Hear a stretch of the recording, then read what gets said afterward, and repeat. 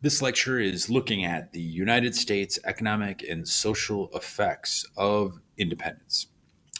So, the economic effects on the United States of this revolution and this fight for independence are pretty significant. I mean, first of all, the United States ends up about $100 million in debt, which is quite significant as this really kind of sets in motion some of the weaknesses of the Articles of Confederation, particularly the issue of how to collect taxes, which leads to Shays' Rebellion, and then eventually the Whiskey Rebellion. But ultimately, there is kind of a combination of things happening economically. First of all, they lost their main trading partner in Britain, so they're going to have to establish new trading and trade routes with France and possibly Spain.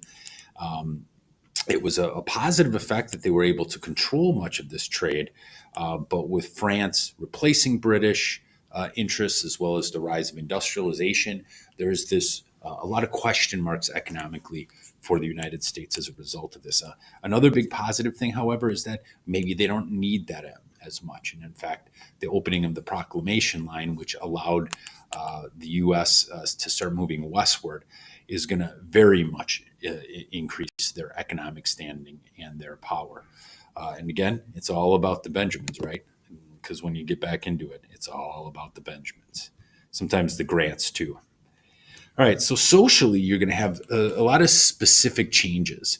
Obviously, the lower classes, not necessarily the slave population, but the working classes of people who fought for advancement, they didn't necessarily gain political power or even any sort of social equality, but it does definitely limit their ability for advancement. It provides opportunity, but then the higher groups definitely through kind of fear of how much power the lower classes, particularly the farming class, look to earn, creates some definite changes to the social equality of the American people.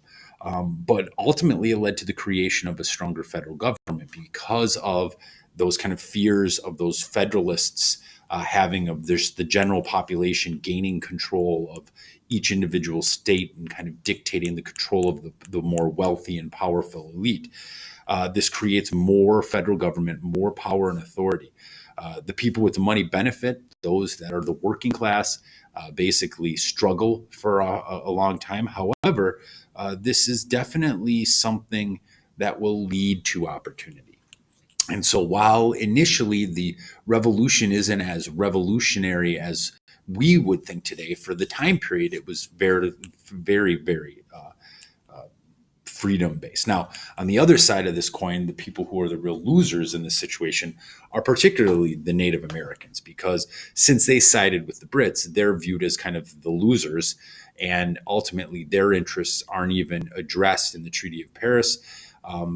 And pretty much they lose all land or territory that any treaty they had made with the British entailed. And the American colonists now start extending into their territory.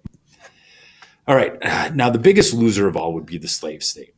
So obviously, we've talked a lot about how America basically remained divided at the conclusion of the war. And an interesting thing started to happen after the war. The British actually stepped in and were working very actively to free a lot of the enslaved people in the South. And actually, the Patriots were the ones who stopped this economic warfare. They had actually loaded up somewhere around 12,000 African Americans into ships to take them to Canada. And because of kind of an economic sanction, they were eventually released back to the Confederate or to the Continental Army, and many were actually sold back into slavery. Now, that doesn't mean all of that 12,000 people were released. In fact, a good number of them were actually set free in Canada. Many settled in the area around Toronto. That's why today Toronto still remains a very diverse city in Canada. And ultimately, that would be a big piece of the geographic and social divide between the North and the South, and ultimately would lead to the formation of the Underground Railroad, where you would have free Black men and women leading slaves from the South into Canada.